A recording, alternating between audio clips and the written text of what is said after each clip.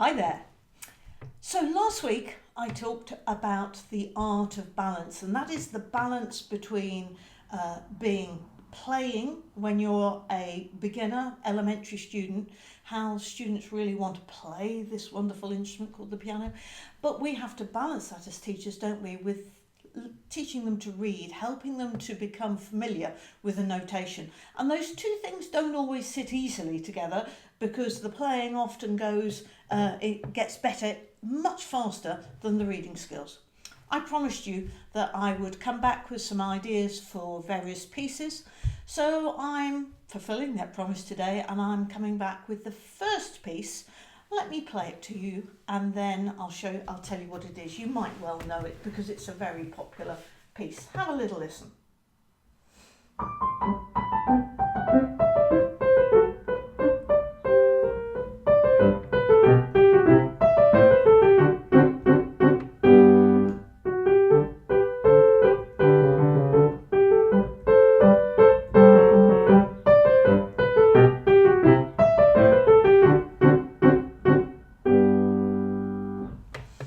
Did you recognise it? So it is Ecossaise in G major by J.W. Hässler. So this piece appears in various books, and it's on IMSLP as well. And it's a really popular piece, I think, for youngsters at about grade 2 level to learn.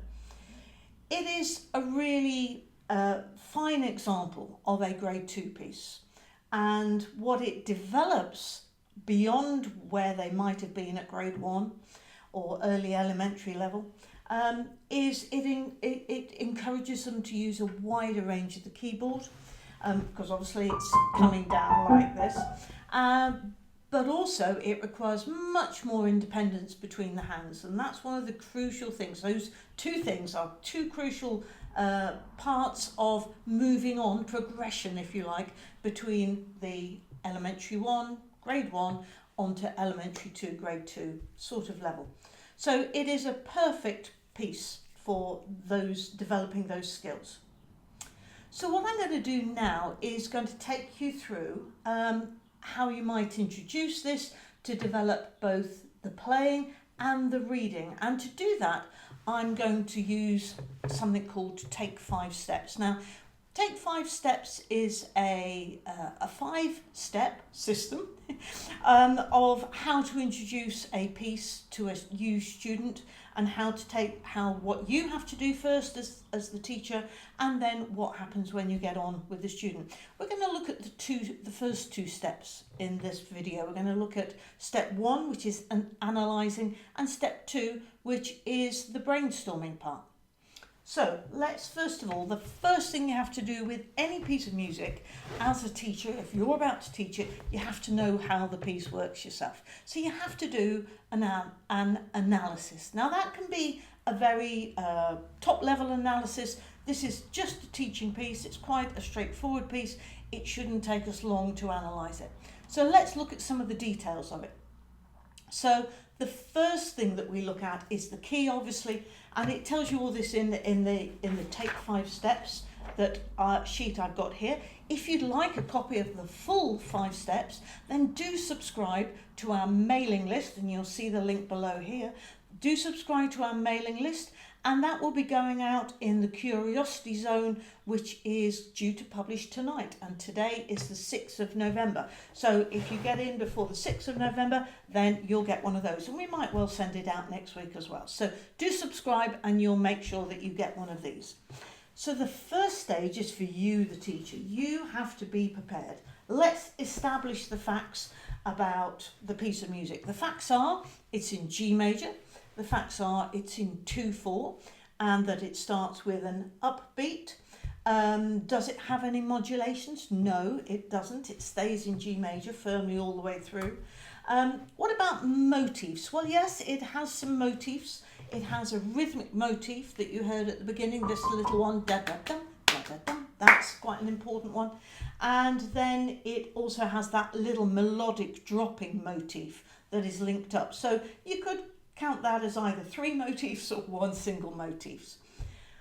What about the structure of the piece? That's something else I might consider really important? Well, it starts with this section, so this is A, and that's just a short 4-bar phrase, and then that is answered, we have a bit of balanced phrasing here, by a very similar section, an octave lower, and then it just goes on and does something a little different to finish. So I would call that A1. So we have A and A1. Then it has a contrasting section, this bit. So that's our B, and then we're back to A1 again. So very typically, very standard, we have A, A1, B, and then A1 again. Is there anything else I need to look at here? I don't think so in a broad sense. So after I've analysed the piece, and I might well write that down, depends on the difficulty of the piece, I then move on to brainstorming. So when I'm brainstorming, I'm thinking, how do I teach this piece? How do I teach it in a curious and in a really creative way? Something that's going to light up the imagination of my student, whatever their age they are. And I also want to, at this point, identify the different passages that I might teach for reading purposes and that I might teach for that are maybe a little bit trickier and that I would want to teach by rote. I want to look at where they are and I want to think and get curious and a little creative about how I'm going to present those. I can always start with some ideas, but I often find my best ideas come in the moment when I'm actually teaching. But I like a few ideas to get me started. So let's have a look at just one or two of those. And let's move on with that. Brainstorming, here we go. So the first little bit to look at is that opening descending sequence. And because I want to establish a really healthy technique actually here, really important, because the other thing I didn't mention that I meant to is to do with character of the piece, because it's very bright, it's very buoyant, it's very lively and kind of upbeat. So I need that lightness of touch, lightness of arm, and I need that lovely springiness right from the start with my pupils. And if I get them reading from their first lesson onwards, then this is what I'll probably end up with. That's assuming they know what the first note is. Yeah, don't want that. I want to actually get them using that whole arm, coming all the way down and just copying what I do. So I might start by doing this. And just get them to get that first little figure with the down, up. That's really important. So it's coming from here, my whole arm, think it's like a bird's wings opening up and placing on the keys. And then the bird wings going to drop. Up, down, up, down, up, down, up, down, up. And there we go. And if you like, you can improvise a little bit. You can go up.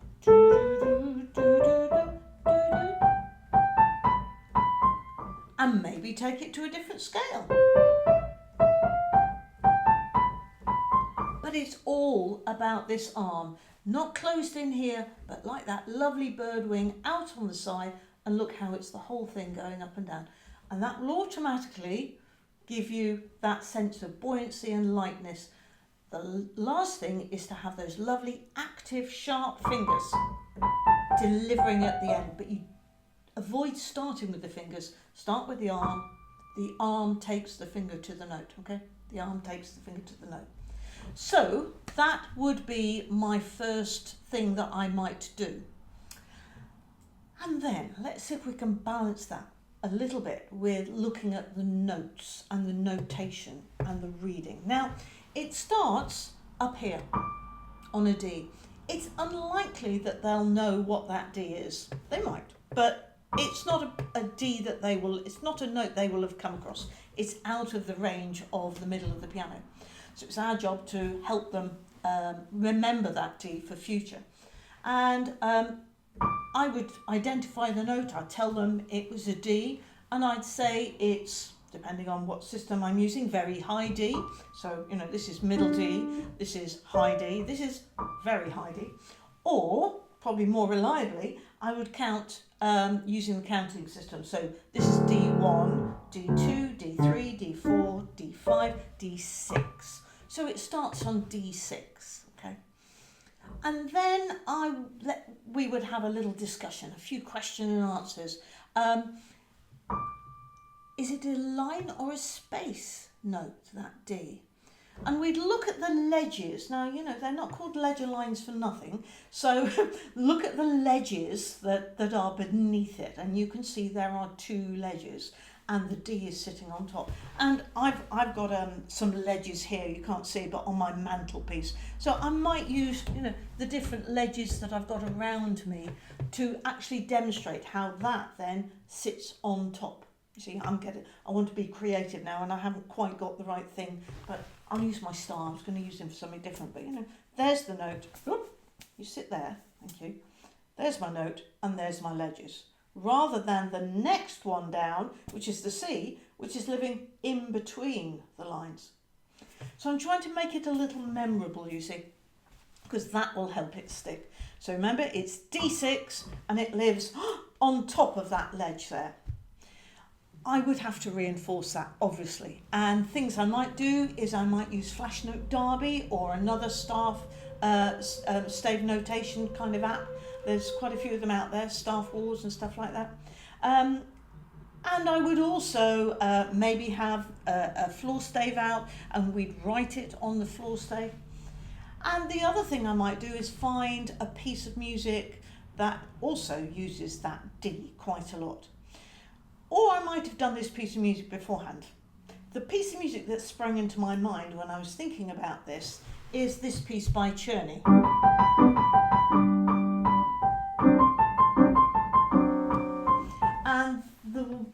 And it's Opus 777, number 10. And in Piano Safari Book 3, if you happen to have it, it's called The Hummingbird. Right? Now, this is a very useful transition piece for that Ecossaise. And I say that because, as you heard, it uses that D. And it's in G major, and it uses, just like this one, just like the Ecossaise does, it uses 1, and it uses lots of 5, 7 as well. Because there's another thing I omitted in my analysis, was to look at the chords. And it's in the Ecossaise, it's mostly chord 1 and chord 5 as well. There is, I think, the odd chord 4 coming in. And at this stage, it's really, really vital that our students already understand the home and the away notes. That G is the home and D is away. Tonic and dominant, get them using those words at this sort of level. So the Hummingbird, Opus 777, number 10, uses exactly that. So I think that's a really useful bridge piece that you might just slip in. And that also helps to link to that idea that I talked about last week, that you want them to learn quite a lot of pieces. You don't want them to get stuck on pieces for weeks and weeks and weeks. You want to keep them rolling through the repertoire, because that's how our note reading improves. So that's one piece that you could link in to the Ecossaise to establish and to reinforce that high D that's going on there. Okay, let me just pop that bucket there and move on. So we've covered quite a bit there just with that early passage. We've looked at the importance of starting with the whole arm. We've then looked at how you might introduce the note reading skills of identifying that D. The left hand, just to mention that briefly, in this first line, you can probably see that actually it's in thirds. So a shortcut practice might be just to play G and B in the first bar, C and E in the second bar using 2 and 1, and then in the next bar we want F sharp and D. And again, essentially, my arm takes my finger to the F sharp like this, and then I'm on the G. And that is really important. My arm takes my hand and my finger. What you want to avoid is twisting and turning, yeah, like that. The finger doesn't need to go over, it just needs to move there. That is how you develop the freedom in your technique. So I'm going to move on now because I want to have a look at one other tricky bit, which is in the B section, you'll remember here. And this is quite good here if you've already done the tonic and the dominant. So we know we've got G, B, D, tonic chord, and then you could also do F sharp, A, D, dominant chord, and then could you do G, B, D, but actually I'm not going to play the D this time, tonic chord, F sharp, A, D, dominant chord, and you can see actually in the second bar there, that is what you've got. You've got the tonic going to the dominant over at least the 2 notes from it. Now what's tricky here is what fingering you're going to use. And the other thing that's tricky is playing these thirds in the bar before, legato.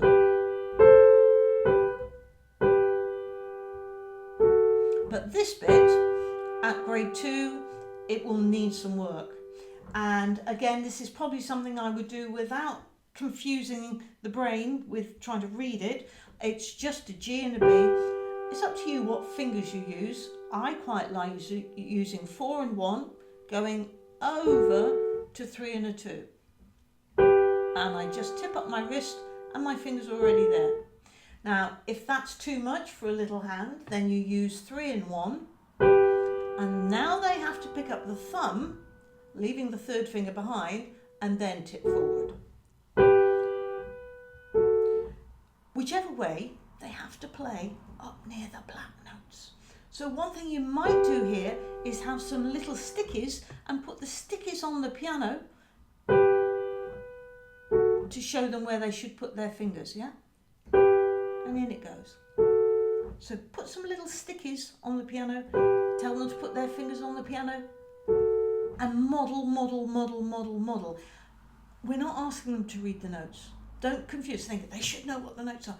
This is tricky, so give them all the help you can. There we go. Now, if you want to actually reinforce the note reading, then why not write this out on a completely separate piece of manuscript paper and get them to take it home and write in the names of the notes on that. Don't want to do it on the book because then they'll just read the notes on the book, yeah? But you might want to just reinforce it, and of course this is a little bit of theory. You can talk about whether it's a major third or a minor third, whether they're both the same or not. Bring all that in. Theory doesn't exist separate to the piano. Anyhow, I'm running out of time. So I will, yes, I think I will do it like that. And this bit, just to finish off, of course, what's important here again is that legato. And this is quite an advanced technique as well. And I'm going to use my little star here to help them feel that movement. Again, it's the whole arm that's helping my fingers to move there. And if they hold something nice and soft, then they can feel through that the movement as they go. And if they struggle with that, then you do one finger. So I'm doing 3, 4, 3, 3, 2. Sing the fingering as you do it, yeah. And then the underneath one, 1, 2, 1, 1, off, 1, like that. Off you go up there. Okay. So lots and lots of different ideas and thoughts for how to get the balance between playing and reading. A final one is that play it as a duet lot. So let's say they've learnt to do this.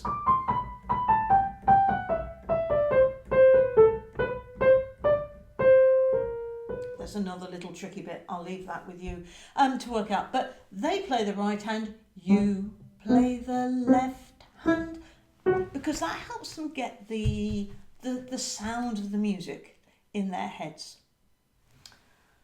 So thank you so much for watching. I hope that's been useful. Go off, be creative, be curious. Remember, we've looked at the first 2 steps now for the Take 5 which is the analysis, carry out an analysis, and then brainstorm for as many creative and curious teaching ideas as you can, some to teach the reading and some to help them get playing and get round the tricky bits. I'll be back next week with another piece. Bye for now.